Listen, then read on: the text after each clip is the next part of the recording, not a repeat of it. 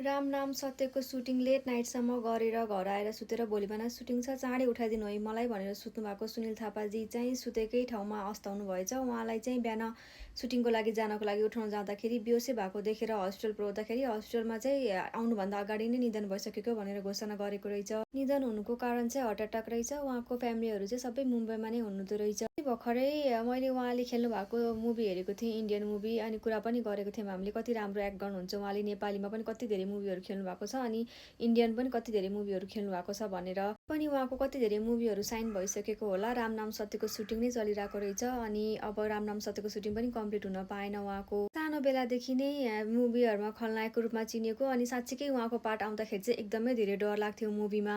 उहाँको कलाकारिताको जर्नी पनि इन्डियन मुभीबाट नै सुरु भएको हो अनि इन्डियन मुभी, नेपाली मुभी, कति धेरै पपुलर मुभीहरू उहाँले खेल्नु भएको छ। अनि पहिलाको मुभीमा त उहाँ बिनाको मुभी नै खल्लो खल्लो जस्तो लाग्थ्यो, सबै मुभीहरूमा देखिन्थ्यो। अनि एकदमै राम्रो एक्टिङ गर्ने हाम्रो नेपाली इन्डस्ट्रीले चाहिँ एकदमै राम्रो कलाकार गुमाउनु भयो।